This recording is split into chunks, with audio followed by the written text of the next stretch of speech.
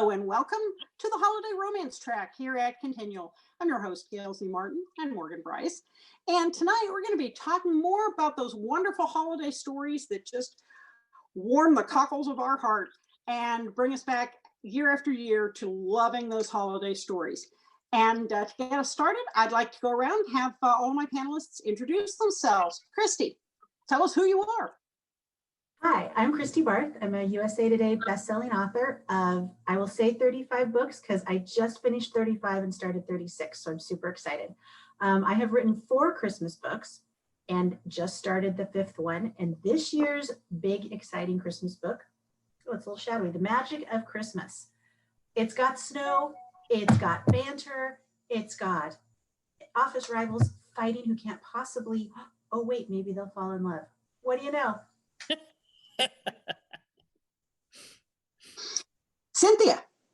I am Cynthia D'Alba, and I had a great plan for this year. I was writing a book for this winter, and then Mother broke her hip, and that sort of like went out the door. But I have one that I came out. It's Christmas in His Arms, and it came out as part of the Dallas Debutante series. And in December, starting December 1, this book is on digital for 99 cents for the month of December to celebrate Christmas. So I didn't get this new one out. This one came out last year. It didn't get my new one out.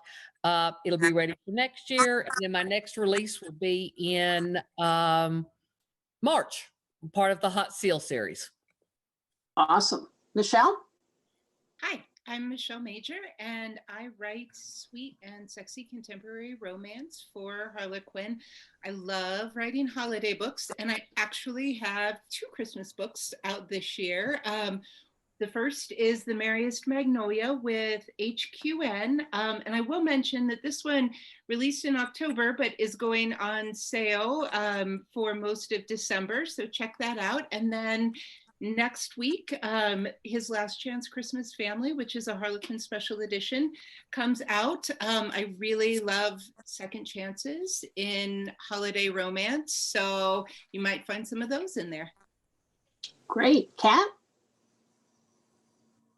Kat? Hi, I'm Kat Johnson. Can you hear me? Yep. Okay, I'm Kat Johnson. I stopped counting how many books I wrote at 75, so I think I'm up at about 80. There's quite a few holiday ones, but I guess it makes much more sense to just focus on the one that I just released very recently. It came out Thanksgiving week. It's in my Mudville series, which is a small town series based on the small town that I actually moved to. It's Mr. Naughty, so that's brand new. And I also wrote this year too. There's another holiday romance, Undercover Santa, which is set in the same world as the Mudville series. Every year I got jealous of other people writing Christmas books, and the years that I didn't have one out, I was like, I gotta do one. So this year I ended up actually doing 2. So I'm excited that those are out there for people, and I can't wait. Very nice. Jeannie? Hi, everybody. I'm Jeannie Moon. I write contemporary romance for Thule Publishing, and I have a new book out. It came out at the end of October. It's called Christmas in Angel Harbor, and it's a sweet romance. It's a seasoned romance. Both of my characters are 50, and it's set in Angel Harbor. It was inspired by a town near where I live, Long Island. So I love holiday romances. It's probably one of my favorite things to do. And I was really happy I was able to do this one this year, and that it was a season romance. So that was fun. And Elle? Hi, I'm Elle James. I'm a New York Times USA Today bestselling author. I've written, I think I last count 180 books, and still going. And as far as Christmas stories, this year I settled for a novella that I entered into the Dog Tags Anthology, which is a charity anthology for the canines for our soldiers. And so all the money that's being raised for that will go toward getting dogs for our guys. And the book will also come out on its own as a novella after that story comes, or that anthology comes down, and it's called The Dog Days of Christmas, and it revisits a couple of characters from my Brotherhood Protector series, which has been very popular. and Cujo, Molly, and his dog Six.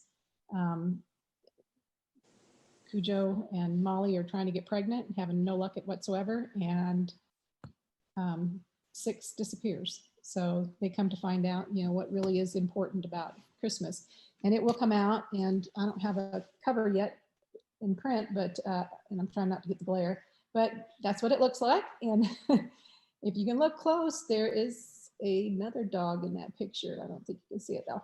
But I'm looking forward to that coming out the week of the 15th of December after Dog Tags comes down. So that's what Are I'm you a big Stephen King fan? Yeah, Cujo. Cujo's, the character is Joseph Kuntz. When you're in the military, you're usually, Kuntz Joe. So it's Cujo. So he got Cujo.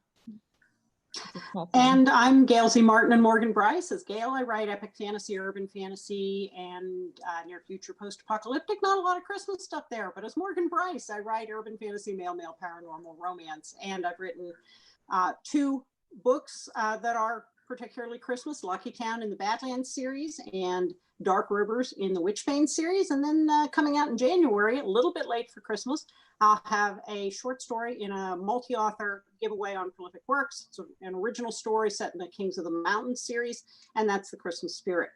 So we have all established now that we absolutely love writing Christmas stories. What is it about Christmas stories that make us write them over and over again? And I'm going to go kind of in reverse order and start with Elle. Thanks. For one, I love Christmas no matter what. Just writing Christmas stories is just helping to bring out that Christmas spirit, that Christmas feeling. My Christmas tree was up right around Halloween, and, and you can't see it, but it's behind me. And there's something about Christmas. It can be very sad. It can be heartwarming. All the feels come out in Christmas time, and I love that about Christmas. Jeannie. I think it's just the sense of hope that they bring, that you always have that opportunity to feel hopeful, to feel like something new is coming, that there's a sense of coming together and a sense of community. It could be a small town, it could be an office, it could be a school, whatever it is. For me, it's all about coming together, a sense of community, and sharing the hope of the season. And that's what I love about them so much. Great. Kat? I think it's I think it's the shared experience that that everybody else is doing the same thing you are. Probably watching a Christmas movie on television and probably worrying about what you have to do and who you have to get for. But I also live in the Northeast in New York State. So we get the full Currier and Ives experience, the small town, the snow, I occasionally see a horse and carriage going down that street in front of my house. So I think it's just like you can pretend you've stepped back in time and it's still the same, even though we're, obviously in 2020, it's still, there's a charm that just takes you away and back to other times. Michelle. Well, I think I'm going to echo what Jeannie said about the hope, and I think there's a magic in the season, but also if you are putting your characters through the emotional ringer, I think all emotions are heightened around the Christmas season. So that's a really, really good way to do it. Plus, as Kat said with the Currier and Ives, there's so many settings and traditions that we all know that we can plug for romance writers, our heroes and heroines and heroes, or however we write it in there, and do a lot of really cute setups that again speak to the emotion of the season, which I love. Mm-hmm. Cynthia.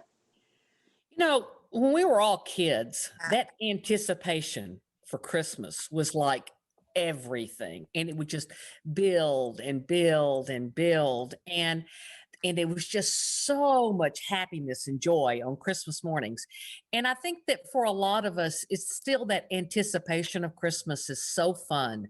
And into Elle's All the Feels. It's a generally peaceful period, hopefully, and it is a holiday that's built around family and love.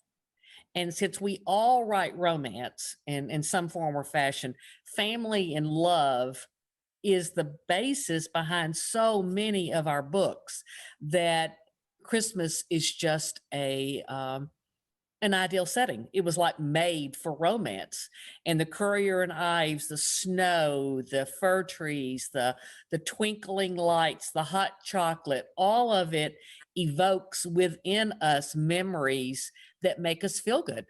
And I think that that is why people are so drawn to Christmas, is because it is such we have so many good memories, and there's so many things, smells and tastes, that stimulate those good memories from growing up. And that's the reason why I think it's such a perfect holiday for romance. Christi. I have the opposite answer. I loved yours, but and I'm not trying to play the world's smallest violin. I had a perfectly healthy childhood, but I was an only child, and I grew up in Southern California, and all I wanted was a big family and snow. And so every year, Christmas, I got to fall into Christmas movies and see the fantasy that I wanted and could never have. And it made me so happy to picture all of that and feel like I could be transported to my fantasy. And then I was a singer and performer for many years. And so, you know, we would do, when I was in high school, we'd do 21 performances in 2 weeks with my madrigal group. And the music just, it kind of baked it into you. And then when I was a professional performer, for 4 years, I did the Nativity show as the Virgin Mary. And the way that it would transform people in an hour watching us put this show on, to watch their worries fall away and listen to Christmas music and just get out of their lives and get in the spirit of the season. It was transformative, and I love every bit of that. And I would agree completely. You know, some people have the Currier and Ives Hallmark movie kind of growing up, and that's wonderful, and a lot of people don't. And for those who didn't, it's a fantasy of how they would want their family or their found family to be, or how it might be someday. And I think we all buy into that fantasy, because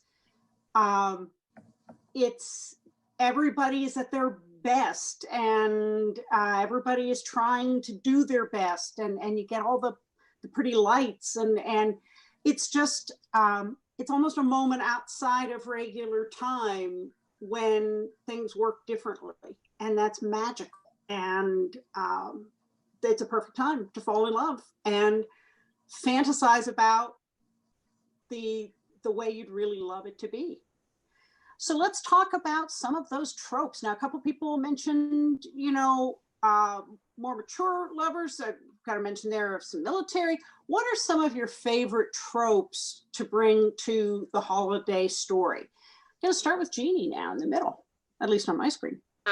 I love the second chance romance. So when Michelle said she had second chance romance, I was like, yes, I'm all for that. And that's what I wrote in this particular book. These were characters that knew each other when they were younger. And I think a lot of times we're dealing with a shortened time frame with Christmas romances. So because of that, you know, you don't want insta love necessarily, but if the characters have a previous relationship, that allows you to work with that shortened time frame. So that's the technical piece of it. But I also love that idea that there's redemption, that there's another chance, that there's, you know, there's always hope to move forward. And that the thing that you think you lost, maybe you really didn't. And Christmas is the perfect time to find that. Michelle. So just like Jeannie, I do love the second chance. I'm actually writing now my Christmas book that will come out next year. And I have sort of a couple tropes in there, the enemies to lovers and the fake relationship, which I think is really fun around Christmas. And they've done this relationship of convenience to get both of their families off their backs for the holidays. But then again, you've got so many cute, sentimental moments that it's hard to resist falling in love. Cynthia. You know, Michelle, when you were talking, I was thinking about the one that I didn't get done for this year. And it was supposed to be Reunited Lovers, Second Chance, this sort of thing. But as I'm writing it, she's there. They're at a ski trip because for me, Christmas is snow. And I grew up in Arkansas, didn't have snow. We didn't. Mary grew up. Elle grew up very close to me, and she can tell you we didn't have snow much at Christmas. Anyway, but for me, that when I write, I want snow, and so I've got them on a snow vacation, ski vacation, right before Christmas, and she's got a date with a friend who's younger than her. And her old lover has come and brought his date. And my original thought was, oh, I'll get them back together, except that her date is just charming. He's, you know, he's so much younger than she is, but they grew up being friends. And I think it's going to turn out a different twist than and you all understand this. My characters are taking over. And I think that my hero, which there's nothing wrong with the ex-boyfriend, but it's not going to turn out the way I planned. It's not going to be a reunited lover story. It's going to be childhood friends who discover that there's more there than just their friendship. And they're going to give it a shot. So that's why I went with this year's story. But I do love, this one is Reunited Lovers, high school lovers. And so I do love the reunited second chance stuff. And that's for me. And I agree with the shortened time period, and you already knowing them makes it easier. So, Christi? It's not just the super short time period. All of the ones I write are novellas or short contemporaries. So I feel like you have to start with friends to lovers almost, aside from my enemies to lovers that I just put out. 3 of mine are friends to lovers because the very first one I wrote, I literally called a friend of mine from the car and said, Harlequin wants me to do a novella in addition to my series. I don't even know how to write that short, let alone get people to fall in love. And she said, well, they have to know each other first. And that will go down as one of the most obvious and best pieces of writing advice I ever received, which is a little ridiculous, but it worked out. So I think you have to lean on things that will work easily, which is number 1, they know each other. But number 2, I mean, you think when I put myself in those shoes, getting dressed up for a party and something sparkly, and suddenly there's candlelight and champagne because I love champagne or eggnog. Let's not start that debate. I know it's very contentious. I'm sorry I mentioned it. Your holiday drink of choice. But you just imagine, you know, being 25 again and standing there at a party dressed up and catching the eye of someone you've always kind of wanted but couldn't do anything about. You can almost feel the whole world drop away and hear the background music and know that it's going to be something magical, with or without mistletoe overhead. And I think I keep wanting to put those moments in my books. Maybe it's because I want to relive them, but I think they're truly special. I mean, a regular date in summer is awesome. Beach, sunset, all great, but there's just something about the dressing up and all the accoutrement of Christmas that make it great. Kat? So this year, I've really only been reading, and I realize I've only written romantic comedy. And I think one of my favorite tropes in the romantic comedy realm are opposites attract. And Christmas is the perfect time to have the Grinchy person who is forced to be with the merry, happy, loves everything about Christmas person. And they somehow end up together, and, you know, they end up, the happy, merry person ends up kind of infecting the Grinchy person so that they have to appreciate the magic of Christmas too. So I really, really love that. And of course, I do love the second chances too. Who doesn't? Elle? You're muted. It's like with A Wonderful Life, where it's also a time to reflect on the past and to know why you are where you are and how important that is. And my story this year is a continuation. It's an epilogue, more or less. of some characters that were in a previous story.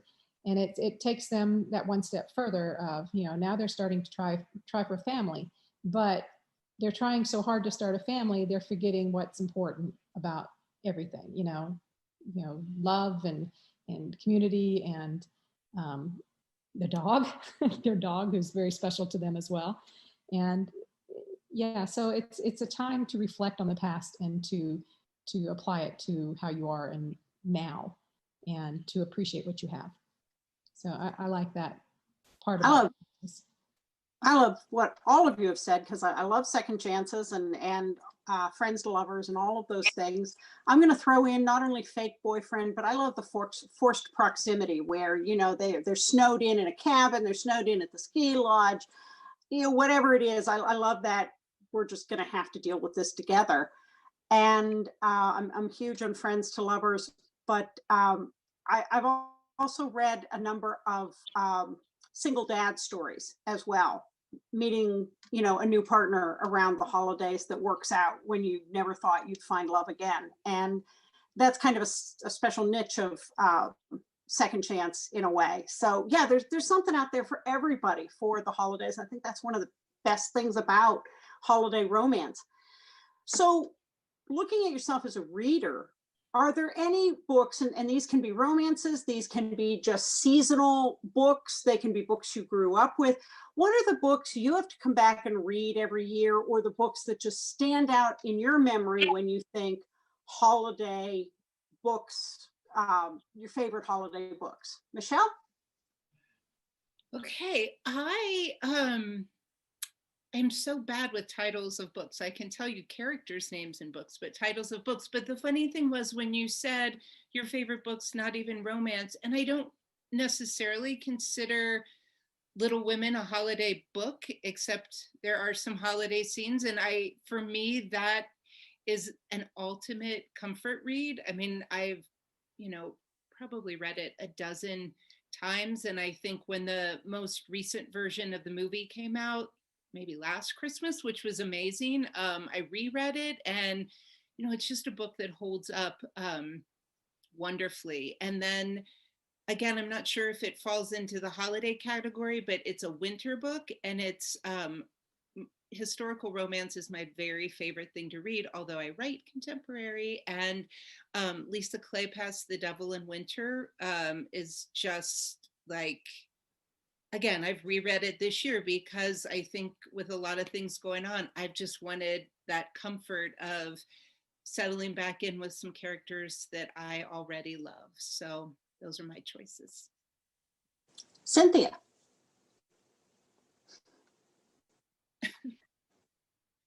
Can't hear you. You're muted. You're muted. Sorry, my husband was talking to me. I read a lot of Christmas books at Christmas, but I can't tell you that I reread a book. I can't think of one off the top of my head that I reread. I devour them. I'm a little bit like Michelle, and I couldn't tell you a title. I just can't. But more than anything, I just have lasting impressions of books that I read. And when it was all over, I just had this. Have any of y'all seen the ad where the woman is making Rice Krispie treats, and at the end she sprinkles her face with powder and water, and she acts like she's really been hard at work, but she's reading a romance book, and at the end she shuts it and just goes, "Oh, that was so good." That's how I feel about most of the Christmas books I read. I just shut them and just and enjoy them while I'm there. But I don't really do a lot of rereads. Now, as far as movies and stuff, Elle brought up It's a Wonderful Life. Not one of my favorites, but I tell you, I really do watch Chevy Chase's Christmas Vacation, and we sit there and howl every single year at that crazy movie. And I don't know why. It's so funny. I can just about do all the lines, but we still sit there and laugh at that movie. Well, So that squirrel man coming out of the tree. oh my God, that's hysterical. No, I like the one where this is really cruel, but where the cat's chewing on the cord and oh God. And we had to rub all the cords in the house down with Tabasco sauce because the cat would chew on them. So I could identify having rubbed every single freaking cord in the house with Tabasco sauce. Yeah. Yeah. So I Christi. can't help you. Go ahead. Yeah, Oh, Christi, sorry. tell us a good book. Well, Well, we'll come back to TV and movies specials in a minute, but let's think about books. And like I said, they can be romance or not. good, because mine's not. Go ahead, Christi. I don't read Christmas romance actually. It's lovely, but I'm a speed reader, so I can't wait for December to come and suddenly read 20 books. I got to read all year long. My big one is by David Sedaris. I don't know if you guys know him from NPR or his prolific career as an author, but he's a humorist and he's freaking hilarious. And I first became aware of him in Chicago when we saw a show called The Santaland Diaries, and it's his retelling of what an elf helper goes through at Macy's during the Christmas season at Santa's picture North Pole place. And it is, that's why I asked you how much swearing I could use, because there's a lot of it by that little elf. He is not happy. But he put the Santaland Diaries and 6 other Christmas essays in this book, Holidays on Ice, and it is absolutely fantastic. And we pull it out every year. And, just like you said, every year I read it and I laugh, even though I know what's coming up now, because it's a short essay and it makes me laugh every time anyway. Highly recommend everybody checking it out. And Jeannie. Well, I do remember titles. I'm a librarian, so it's kind of an occupational hazard for me. One of my favorite nonfiction books is called The Autobiography of Santa Claus, and it's a combination of fiction. It's a fictional retelling with a historical, with true historical facts about St. Nicholas and all the way up. And I read that book every year, and I can't remember the author's name, so I failed you there. Probably one of my all-time favorite Christmas books is Silver Bells by Luann Rice. I've been a Luann Rice fan forever. I feel like whenever her writing is such that I feel like she's almost whispering the story to me. That's how strong her voice is. It's just like she's telling it to me in my ear. And this particular book is set in New York City around Christmas, and I live about an hour east of New York City. And I've been in and I've experienced Rockefeller Center, and so it feels like home. And I love the story. And it's funny because one of my favorites, my Rayanne Thane favorites, is this one. It's Evergreen Springs, and I just reread them because they're just wonderful and comfortable, and they make me happy. I like the idealism that I find in these Christmas books. I love Sarah Morgan's series. She does wonderful Christmas books. Her latest is just amazing. I can't even, I think it's called One More for Christmas, and it's beautiful. But she has in her pre-women's fiction days, in her New York series, she has a Christmas one. Oh, too. yeah. I read a lot of her too. She's good. Book, the Christmas book. It was. It's wonderful. It's probably one of my favorites in that series. It's great. Kat. Well, I'm a hoarder of books. So every single time I see one of those anthologies with like 12 people who released a Christmas book together in an anthology, I bought it. I buy them all. And I read them all. And of course, I'm not going to remember any titles because there's like literally 12. And I have probably 12 of these anthologies waiting for me because I just came off a tight deadline. So I've been saving them up, but I'm going to read them now. I do remember the name of one of those anthologies because it was to benefit testicular cancer. So it was called Jingle Balls because it saved the ball. So I do remember that. I think I just got something. I think it was the Christmas Fix by Lucy Score. I want to say, literally, if I see an anthology or if I see a 99-cent Christmas book, I'm buying it. So I can't tell you the name, but I just love blowing through them all and experiencing new authors and different stories and tropes. And I love it. Elle. Well, I'm with Michelle in that Little Women, I mean, it's not a Christmas story, but there are Christmas scenes, but also Little House on the Prairie. They had a Christmas scene where they didn't have much.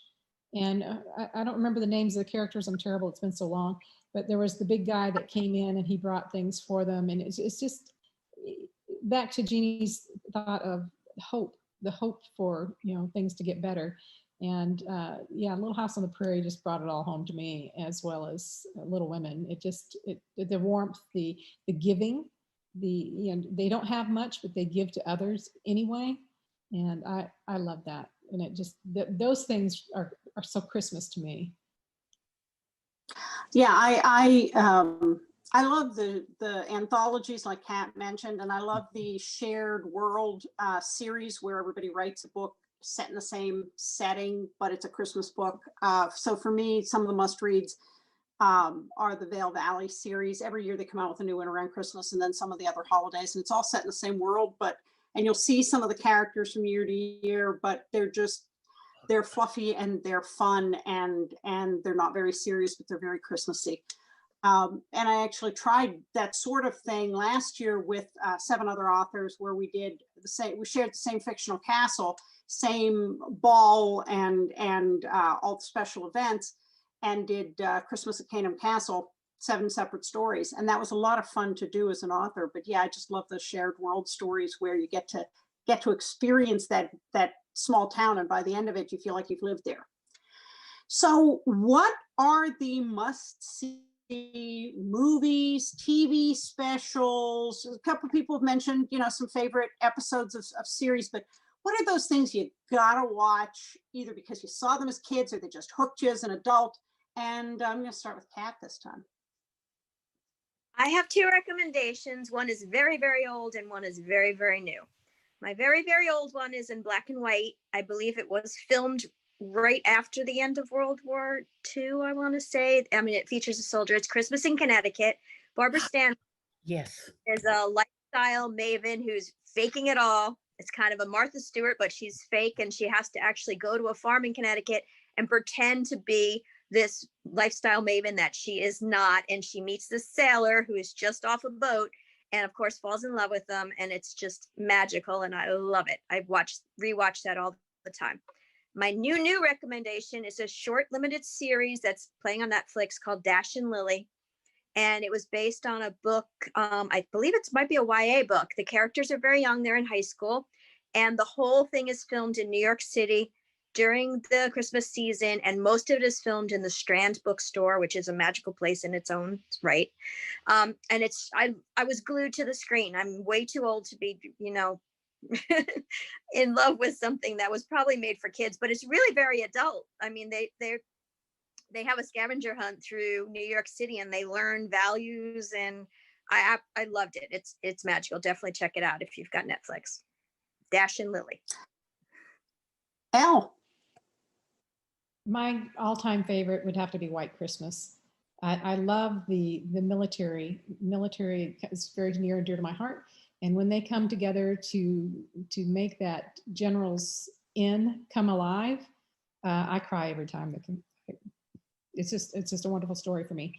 Other have to see is The Holiday with Cameron Diaz, Jude Law, Jack Black, and Kate Winslet. I love that story. It's 2 different love stories at once. Yeah, hey, it's a great show. I highly recommend that one. Jeannie. I love It's a Wonderful Life. I watched it with my dad every year when I was growing up, so I have that memory to go along with it. And I just, like I said, I just love the idea that it shows how people affect one another, that you do matter. The smallest contribution, everybody matters. I love A Christmas Story. I just love the wackiness of it, the leg lamp, fragile, and it must be Italian, and the crazy family that goes on, but yet they love each other. And then as far as anything favorite for the kids, I mean, I watch Charlie Brown Christmas every year. Absolutely love it. I see it's on. I have the DVD. I will watch it every year. I just love it. And then forget Hallmark. I'm just addicted. I can't. So. Michelle. So we have the tradition of watching A Christmas Story every year on Christmas. And I also love the Christmas Vacation. That is one of our family favorites. I also like the little TV specials like A Charlie Brown Christmas or the original Grinch, or those ones like with Cold Miser and Heat Miser. I love having my kids watch those, and it just feels like, again, that sort of nostalgia of when I was growing up in the 70s. So they can appreciate it. Cynthia? You know, I'm going to go with Elle on White Christmas, but there was one that predates it called Holiday Inn. And that's really where the song White Christmas came from, and that's how the movie got developed. But Holiday Inn, and I've always thought that would make such a good setting for a series of books written by different authors. And the thought behind it is the inn only opens on holidays, and so everybody would go to celebrate their holidays, and so you'd have a holiday at the end. And so I loved that one. And you know, A Christmas Story, I never saw that until about a year ago. And guys, I'm in my 60s. I never saw that show. I don't know when it came out, but it totally bypassed my growing up days because I never saw that. But I saw all of the Charlie Browns and the Grinches, and I apologize for my assistant. He's very poorly behaved. And but yeah, I do. And yeah, Christmas Vacation. But I'm hooked on Hallmark. And the other day I was at Mother's hospital room, and she can't turn the TV very well. So I just put it on the Hallmark channel and left it. I guarantee when I go back on Thanksgiving, it's still going to be running the Hallmark channel. She'll never have changed. It'll still be running Hallmark Christmas movies. But I'll sit and watch Hallmark Christmas movies a lot. Sure will. Stop it. Christi? I got addicted to those years ago when I got bronchitis or pneumonia. I get them both all the time. And so I was in bed, too sick to read, which is, super sick. And I just, like you said, it was on Hallmark for about 5.5 days straight, 24/7. And it opened my eyes to this whole genre. And then I was sad the next year when I didn't get sick and did not have an excuse to stay in my bedroom and watch them all. So I recorded some. And I mean, last year I got the flu and then bronchitis and did another whole round.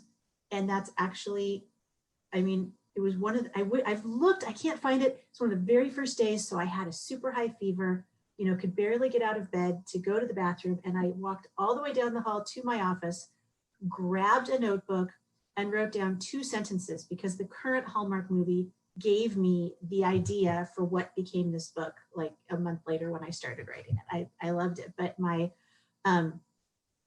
you're all romance writers, so you might join with me in this. They have one I don't like called Mistletoe Inn, which is about romance writers, because I can't get past how much they got wrong about romance writers. In this story, they say that, there's basically an RWA convention the first 2 weeks of December. I'm like, 9/10 of the people I know who are romance writers are moms. No mom is going to leave her family in December for 2 weeks to go do business. This is insane. So I couldn't get past how they got our genre wrong. And I was shocked because it's Hallmark. They should know better. But I love all the rest. I do quit my word count for the night and stop everything when the holiday comes on. As a performer, yeah, I can't choose between Holiday Inn or White Christmas, any movie musical, and I'm there for it. But the one I will add, Love Actually. Yeah. Oh, good, you're all nodding.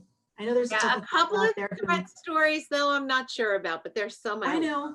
Yeah. I know, but overall, I do. Warms your heart. And I've got to toss. Now, somebody mentioned the. Go ahead. I was just going to say, Love Actually, Hugh Grant dancing through the Prime Minister's house. That that does it for you. Yeah, I mean, somebody mentioned the original Grinch. I love that one. I grew up with it. But I think my two of my real favorites, one is the version of A Christmas Carol with George C. Scott. It's very serious. It's very dark. It's kind of creepy. It's very, very much what Dickens' story was.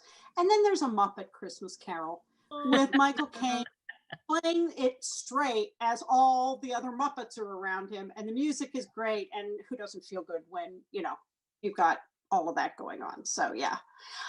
So we are actually coming up to the top of the hour. I want to make sure we go around again, let everybody know what your Christmas offering is, or what what your new book is, what's coming out soon, or what's on sale and what you want people to look at.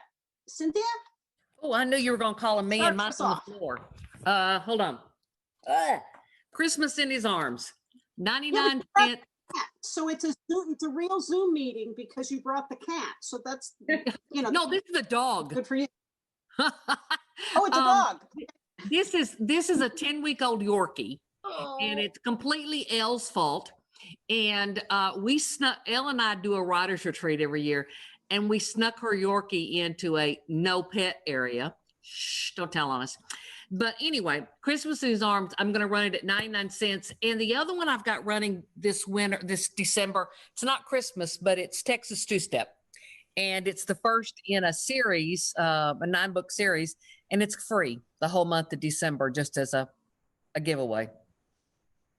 Awesome. Michelle. So as I said earlier, I have two, The Merriest Magnolia and His Last Chance Christmas Family. And both of them are reunion romance and small towns and hopefully all the holiday feels. Jeannie. Oh, as I said, I have Christmas in Angel Harbor. It came out October 29th. It's a season romance, as I said. It's a small town, second chance, and it's actually set in a town right near where I live, and has several people in there that live in the town, a couple of townspeople, and they're all really excited about it. It's brand new, and my next book that I'm working on, which will come out next year, is another Christmas book. So in my Compass Cove series. So Very cool. Kat. Okay, so my two Christmas offerings for this year are both steamy small town romance. Mr. Naughty just came out, and also Undercover Santa, and Undercover Santa is 99 cents. And since we're talking holidays, what I'm working on now is a Valentine's Day book, Hot Seal Heartbreaker. Cynthia was talking about shared worlds and holidays, and we actually do have a Hot Seal shared world that comes out, and next year is going to be focused on all holidays, and each author takes a different holiday, and my holiday is Valentine's Day, so I'm first up. So I am working on that now. Hot Seal Heartbreaker. You got the best. Nice. One. Way to go. No other holiday is going to come as close. I don't know. How about you, Elle? April Fool's Day. I mean, we could have some fun with that. Mine's Hot Seal Joker. So Yeah. I'm lining up all the jokes that my husband plays on his brother. And I'll be doing those in the book. It's brothers. And so, yeah, it'll be fun. I think holidays will be fun. How about you, Elle? As far as those holidays go, I've got Independence Day, and mine will be suspense. But yeah, I'm picturing Carrie Underwood. Was it Carrie Underwood that wrote? Oh no, Independence Song, that yeah. did the song where he's burning it down and it's Independence Day. Yeah, that's what I'm going for. But as far as Christmas holidays, again, Dog Days of Christmas will come out right after the Dog Tags comes down. But if you want to get it while Dog Tags is out, which will come down shortly, you can do it with the anthology. And I've also got a short story anthology that will come out just shortly after Dog Days of Christmas. That is a lot of short stories about, it's called Love and Such. And there are 2 Christmas stories in there as well. So it's kind of fun, just short beignets. Nice. Christi? So I'm going to start you cheap and work your way up. 99 cents for Ask Her at Christmas, which is a guy who asks his best friend to help him plan the proposal for the woman he's stuck proposing to. Spoiler, doesn't work out, but lots of fun proposal ideas in the city of Chicago. Also 99 cents, Tinsel My Heart, where, as I think somebody mentioned, we've got somebody putting on a big Christmas show, but the director they bring in to save it, total Grinch, hates everything about Christmas. And it's a second chance with a friend that turns into something more. And then if after that I've convinced you that you might want to spend real money on me, this year's brand new Christmas book is The Magic of Christmas. It's 2 rivals up for the same promotion, sent to a Christmas adventure theme park and resort to battle it out for who comes up with the very best advertising idea to save it. There's snow, there's a cute dog. It's super fun. I'm betting the dog isn't as cute as Henry. And No, of course not. This is Henry, and he's 10 weeks this week, and he's a Yorkie. But I did have my dad name the dog because he's always wanted So one. He adorable. can't have one, so I figured that was the least I could give him. What did you name him? The dog. Fritz. Fritz. Fritz the boxer. That was my second choice. Fritz was one of my names for this one I didn't go with. Well, then clearly you need to read my book. Oh yeah, obviously. I will, actually. And my Christmas ones are Lucky Town and Dark Rivers with under my Morgan Brice name, as well as Christmas at Canham Castle, which is a anthology same fictional castle, 7 romance authors, and lots and lots of steamy fun. Folks, thank you so much for being with us today, for Thank you, talking Beth. about holiday romance and getting everybody in the spirit. I appreciate all of you being here and telling us all about the wonderful books. And to all of our viewers, thank you so much for being here with us in Continual over the holidays. Stick with us. We've got a lot more great holiday romance and holiday programming coming your way. And if you've liked what you've seen, please share and like and tell your friends. Thanks so much.